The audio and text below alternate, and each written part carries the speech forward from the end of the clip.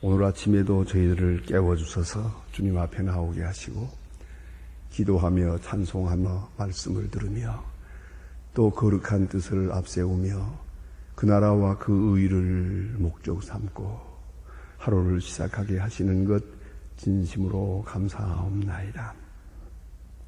어두운 세상을 살지만은 빛을 찾아 살게 하시고 많은 시험과 모략 중상 또한 많은 사건들이 우리 앞에 있건만 우리는 주님을 사랑하는 마음으로 주께 초점을 맞추고 오늘도 이렇게 주 앞에서 찬송하게 하시오니 그 크신 은혜를 진심으로 감사드립니다. 약하고 미련한 저희들이지만은 기도하는 가운데 이만큼 강하게 하셨고 병들고 초라한 존재들이지만은 신앙생활하면서 이만큼의 건강도 유지하게 해주시는 것 진심으로 감사합니다. 원근각초에서 주의 전을 사모하고 주님을 사랑하고 주께 향하는 충정으로 이렇게 이 새벽 시간 모여싸우니 당신의 삶들 하나하나 만나주시고 주의 자녀들에게 큰 위로와 축복이 함께 하시기를 바랍니다. 호기 자리에 있지 못하는 분들이 있습니다. 몸이 건강치 못해서 이 자리에 나오지 못했고 또 많은 어려운 일도 인하여 이 자리에 나와야겠다고 간절히 소원하면서도 여기에 미치지 못한 분들이 있사오니 이 자리에 이 시간을 기억하고 깨어서 성전을 향하여 기도하는 자가 있거든 하나님여 그에게 은혜를 베푸시고 같은 은혜로 충만히 성령 안에서 채워주시기를 기도합니다.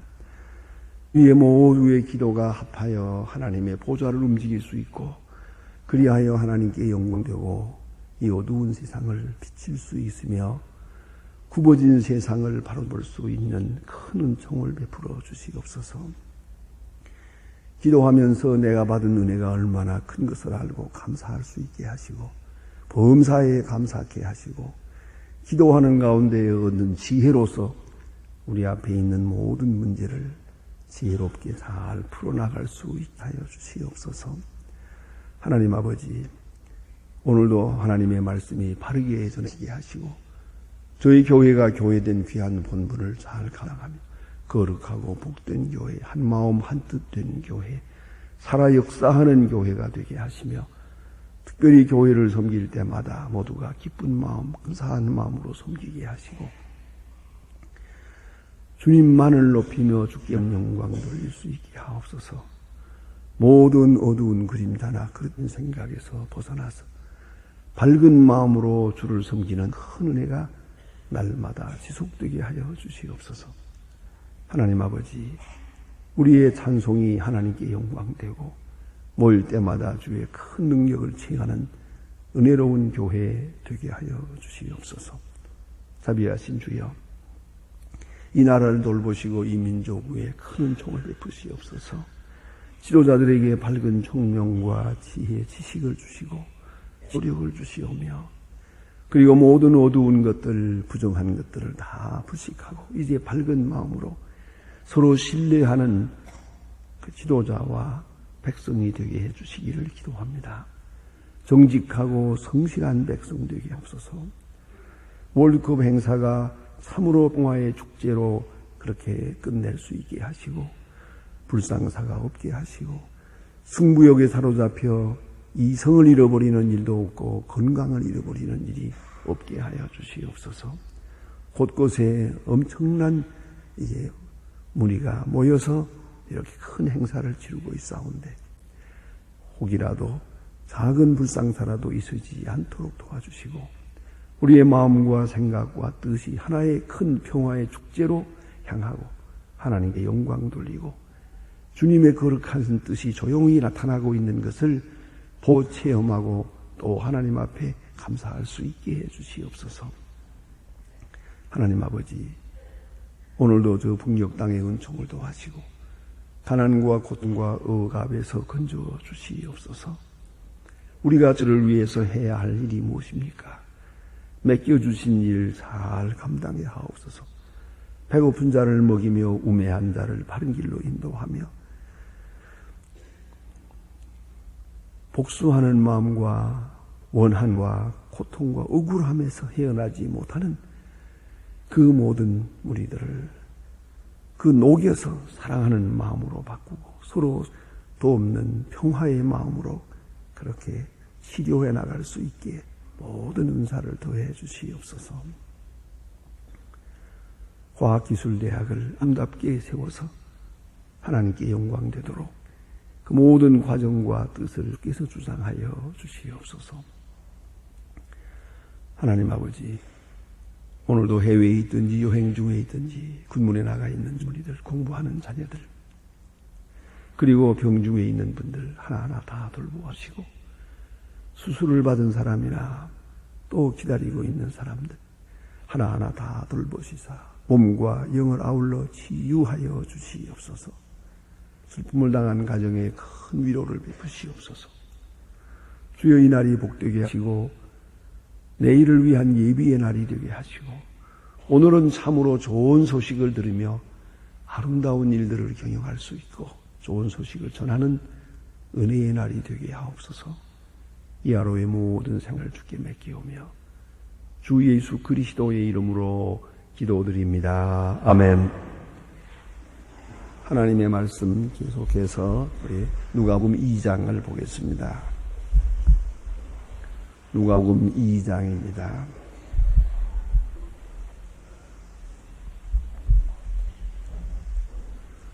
1절로 14절까지 보겠습니다.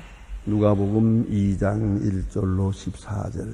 지금 다 같이 저와 같은 목소리로 봉독하겠습니다.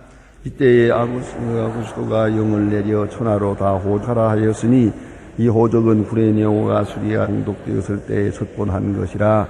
모든 사람이 호적하러 각각 고향으로 돌아가매 롯도 다윗의 집 족속인 고로 가나에 가서 유대에 향하여 베들레헴이라는 곳 다윗의 동네로 그 종원한 마리아와 함께 호적하러 나가니 마리아가 이미 대되었더라. 거기 있을 때에 사관에 차서 맏아들을 낳아 강보를 우유에 누였으니 이는 사관에 용납할 곳이 없습니다. 이 지경의 목자들이 밖에서 밤에 자기 양떼를 지키더니 주의 사자가 곁에 서고 주의 영광이 저를 두루비침 크게 무서워하는지라. 선사가 이르되 무서워 말라. 보라, 내가 온 백성에게 미칠 그 기쁨의 좋은 소식을 너희에게 전하노라. 내 위하여 구주가 나섰으니 곧 그리스도 주시니라. 너희가 가서 강보에 쌓여 구유에 누인 아기를 보리니 이것이 너희의 표적이니라 하더니 호련히 허다한 천기 그 천사와 함께 있어 하나님을 찬송하여 가라되 지극히 높으신 곳에서 하나님께 영광이요 땅에서는 기뻐하심을 입은 사람들 중에 평화로우다 하니라. 아멘. 오늘 주신 말씀은 우리가 크리스마스 때 이 성탄 때에 늘 읽고 우리가 크리스마스 메시지로 보는 그런 말씀입니다. 그런데 오늘 우리가 다시 한번 조명하면서 이 말씀 속에 있는 귀한 우리에게 향한 뜻을 우리가 생각해야 할 줄로 압니다. 여기 보면 사관에 용납할 곳이 없다 하는 얘기입니다. 이 말 한마디는 생각해도 참 이해하기가 어려운 부분입니다. 이렇게 만삭된 여자가 찾아옵니다. 아무리 여관에 용납할 곳이 없다 하더라도 어떤 사람이 좀 양보하고라도 이 임산부를 방에 들여야 할 것이 아니겠는가 하는 생각이 들고요. 뭐 정말 어쩌면은 여관집 주인이 자기 방이라도 내줄 수 있을 만한데 어떻게 이렇게 방이 없다고 해서 내쫓아서 마침내 구유에 아기를 누이게 됐는가? 말국간에 가서 아이를 낳았다. 왜지 그럴 수 있는가 하는 얘기입니다. 이것이 세상 인심이 옳으시다. 그런 이 호적이라고 하는 것, 향하게 될 때 다 각각 고향으로 돌아가서 호적을 하게 되는데 이것은 로마 황제가 명령하는 것이라서 온 백성이 다 그렇게 순종하게 되는데 이렇게 많은 사람이 이동하게 될 때 이것을 마치 축제처럼 어떤 큰 축제의 행사처럼 그렇게 치렀다고 합니다.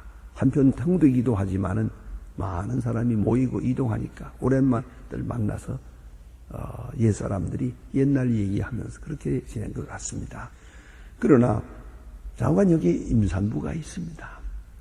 이것을 용납하지 못하고 그를 위하여 한 자리를 양보하지 못했다는 것입니다.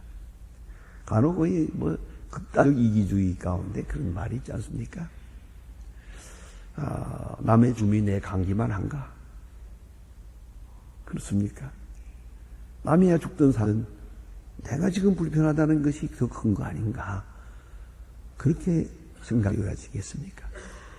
이웃을 내 몸과 같이 사랑하라고 했습니다. 이 다른 사람의 아픔과 고통을 내가 얼마라도 내가 같이 느낄 수만 있다면 어찌 이런 일이 있을 수 있단 말입니까? 아무리 인심이 박하기로서니 이럴 수가 있단 말입니까? 참으로 이것은 이해하기 어려운 그런 부분입니다. 그러나 오늘 우리가 사는 이 세대에도 이런 일이 얼마든지 많이 있다는 걸 잊지 마시기 바랍니다. 우리 주위에도 이렇게 그래서 내가 돌아보지 않아서 내가 미처 생각하지 못하는 가운데서 엄난 불행한 일들을 만든 그런 일들이 있습니다. 자, 인천에서 한 15년 목회를 해야 되는데 인천에서 이것은 확실한 일입니다. 그건 경찰서장으로부터 들었으니까 말입니다. 틀림없는 이야기인데요. 그 새방에 사는 아담이 어린애를 낳았어요. 그런데 그 실업자가 돼서 애를 낳아놨지만은 먹을 게 없어요. 몇국도 끌 수 없고 밥도 할 수가 없어요. 이 남자는 돈 구한다고 좀 친구들한테라도 가서 구해보려고 사방에 돌아다녔지만 아무도 그를 도와주는 사람이 없어요. 그 다음에 얼마 후에 몇 시간 후에 집에 돌아왔는데 이 여자가 막 정신이 나버렸어요. 제정신이 아니죠, 물론. 정신이 돌아가지고 그 아이를 삶아 먹었어요. 이런 일이 있었어요. 그래서 그 경찰서장이 나가서 그 동리 사람들, 이장, 반장, 그 집주인, 그 셋집에 있었는데 셋집에 주인이 있잖아요. 그래 어찌 이렇게 어린애를 낳았는데 아무리 관계가 있든 없든 그동안에 세방세를 주었든 못 주었든 어떻게 이렇게 비인도적일 수가 있느냐. 다 받아가 때렸어요. 아주 체형을 했습니다. 그런 일이 있었습니다. 우리가 이걸 알아야 됩니다. 이유야 어쨌든 아무 이유도 물을 필요가 없어요. 배고픈 자는 먹여야 됩니다. 그걸 우리가 생각해야 됩니다. 나와 인연이 있느냐 없느냐, 이것에 대한 대가가 뭐냐, 보상이 무엇이냐, 그걸 묻지 말아야 합니다. 선한 일이란 아무것도 물으면 돼요. 배고픈 자는 먹이고 헐벗었으면 입히고 그것뿐이 그래야 되는 것이에요. 오늘도 보면 작은 일인 큰 일은 선한 일에 대해서 너무 생각이 많아요. 너무 복잡해요. 그럴 리 없습니다. 오늘 여기 지금 만삭된 여자가 이 여관에 들어왔어요. 그러면 내 자리라도 양보해서 어쨌든 이 임산을 도와야 될 거 아니겠어요? 해산을 도와야 될 게 아니겠어요? 어째서 응보에 쌓여 구유에 누이도록 마국간에 가서 아이를 낳을 수밖에 없었던가? 그것이 당시에 세상 인심이었다. 그만큼 묵박했다는 얘기고요. 또 하나는 하나님 앞에 하나님의 뜻으로 돌아가 생각해 보면은 왜 이 땅에 오시되 하필이면 마국간에 왔을까? 그렇게까지 천하게 오자 했을까? 그래야만 됐을까 하는 얘기입니다. 높은 차원에서 생각해 보면 말입니다. 예수님은 이 땅에 오시는 바로 그 순간부터 자가를 지는 겁니다. 그걸 잊지 말아야 합니다. 가장 천하게, 가장 낮게. 오늘 이 자리에 우리가 많은들이 이렇게 모였습니다만은 우리 가운데 적어도 마국간에 태어난 사람은 없을 겁니다. 혹 길에 다니다가 급하게 일이 처리되면서 길에서 낳는 수도 있고 막 그런 수는 있으다마는 마구 살 자리가 없어서 장소가 없어서 마구간에서 태어나는 그런 일은 없을 것입니다. 어느 목사님이 가끔 설교할 때마다 자기 자신을 말할 때 그렇게 말하는 걸 보았어요.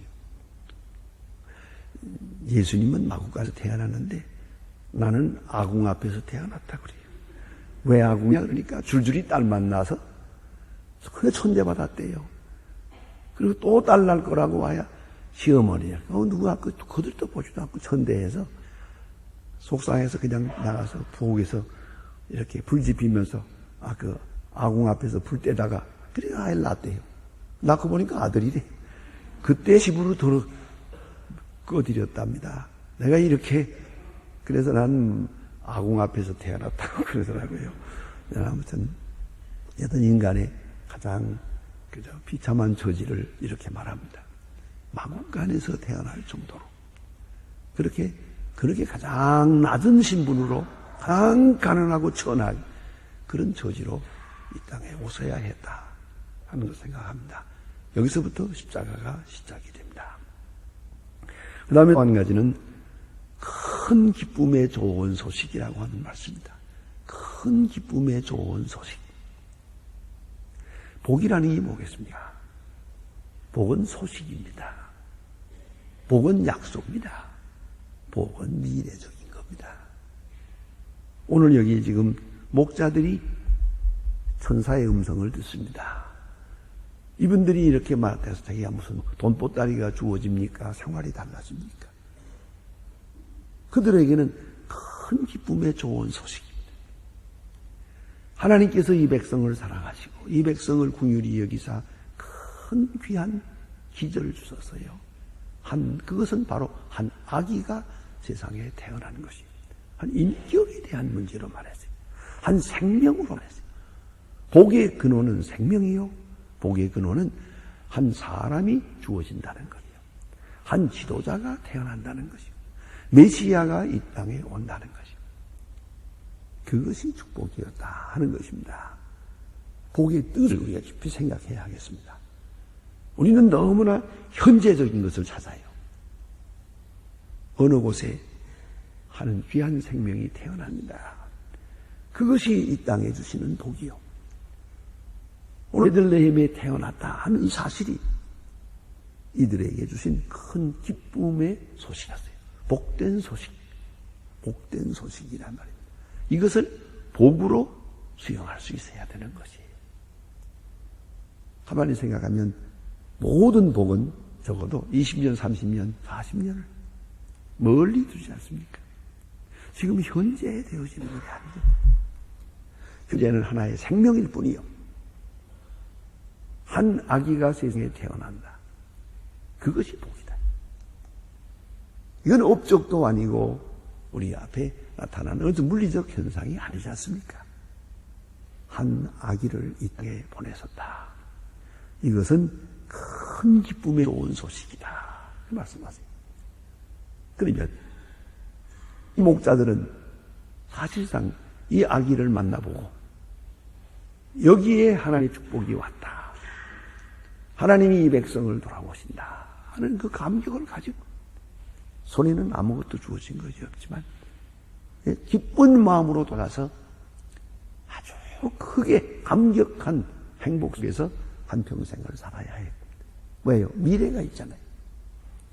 이제 저 아이가 자라서 일하게 될 때는 이 민족 앞에 이 땅에 구원의 역사가 이루어질 것이다. 지금 어딘가에서 조용히 이루어지고 있다는 것이죠. 자기들이 기록해서 이 아이를 찾아 방문하는 건 아닐 것 줄 알아요. 어딘가 주님께서 이 백성을 사랑하시기 원하시기 위하여 한 아기를 보내셨다. 어쩌면 이 목자들은 그렇게 알고 그렇게 기뻐하면서 살다가 그렇게 죽었을 거예요. 바로 이것이 복음이라는 거죠. 큰 기쁨의 좋은 소식. 강보에 쌓여 누인 구유에 누워놓은 아기. 한번 생각해 보세요. 이것이 바로 하나님의 역사예요. 하나님의 축복이에요. 하나님이 우리에게 주시는 복도 이렇게 이런 방향으로 이런 방법으로 임한다. 이런 과정으로 임한다를 잊지 말아야 돼요. 그래서 큰 기쁨의 좋은 소식, 온 백성에게 미칠 큰 기쁨의 좋은 소식. 바로 신앙은 복음이요. 또한 복음이 그 복음을 믿는 사람들에게 복음으로 나타난다는 것을 잊지 말아야 합니다. 그 다음에 준 말씀 보니까 유명한 크리스마스 메시지죠. 지극히 높은 곳에서는 하나님께 영광이요. 땅에서는 기뻐하심을 입은 사람들 중에 평화로다. 하늘의 영광, 땅의 평화. 너무나도 좋아하는 말씀입니다. 다시 한번 생각하십시다. 하늘의 영광이 이거야 땅의 평화가 있는 겁니다. 땅의 평화만 재촉한다고 해서 이루어지느냐. 우리가 잘 알지 않습니까? 저 중동의 이스라엘과 아랍사가 사이에 도대체 평화조약을 몇 번 맺는 겁니까? 맺었다가 깨지고 맺었다가 깨지고. 그 카터 대통령이 사다트와 그 이스라엘 수상 사이에서 애굽 그러니까 이집트 수상과 이스라엘 수상이 이렇게 카터 대통령 세 사람이 모여서 이 평화 협정을 만들어 보려고 애썼잖아요. 열흘 동안은 회의를 했지만 회의가 안 됐어요. 6개월 후에야 겨우 평화조약을 맺었어요. 그러나 그 며칠 가지 못해요. 인간들이 그렇게 노력을 해서 평화협정, 평화조약 그것처럼 맹랑한 게 없어요. 그렇게 어렵게 만들어 놓은 평화협정이 깨질 때는 하루아침에 아무것도 아닌 일이 깨져나가고 맙니다. 참 평화는 인간들이 모여서 이루어지질 않습니다. 그런 역사도 없는 것 같습니다. 문제는 하나님께 영광이에요.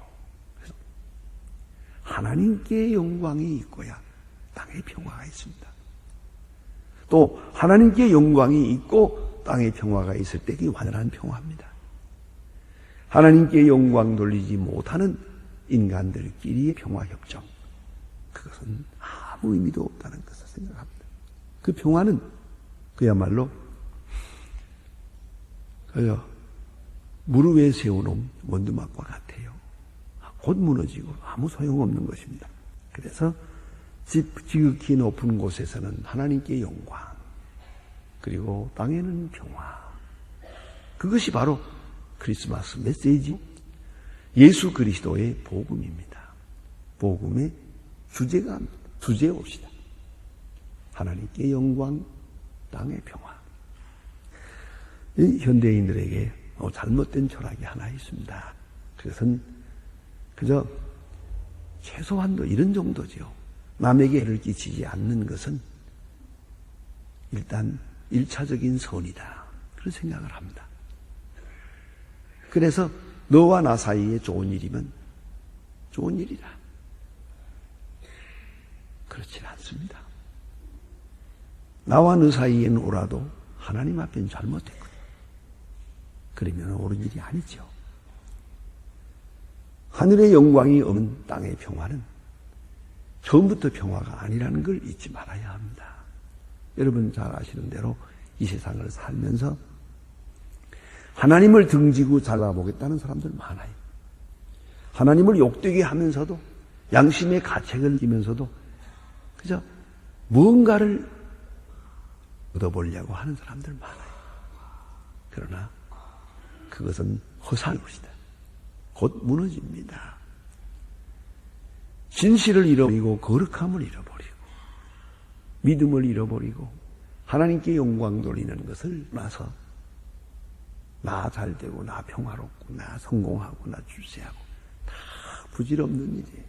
얼마나 헛되냐는 걸 세월이 가면서 점점 더 강하게 느끼게 됩니다. 그러니까 하나님께 영광을 돌리면 땅의 평화는 거저 오는 거예요. 하나님이 주실 때만이 평화는 가능한 것입니다. 우리 신약적으로 봐도 그래요. 하나님의 뜻을 이루어야 내 평화가 오는 것이죠. 경제적으로 봐도 그래요. 정치적으로 봐도 그래요. 무엇으로 봐도 하나님께 영광이 먼저 있고 그리고 땅에 평화가 옵니다. 자, 예수님께서는 이제 하나님께 영광 돌리기 위하여 34년 동안 역사하시고 십자가에 돌아가십니다. 그것이 하나님께 영광이었기 때문에 하나님이 그것을 원하고 계시기 때문에 하나님께 영광 돌리는 그것만 이루시고 생을 끝냈습니다. 그 결과로 땅에 평화가 온 것입니다. 기도하십시다.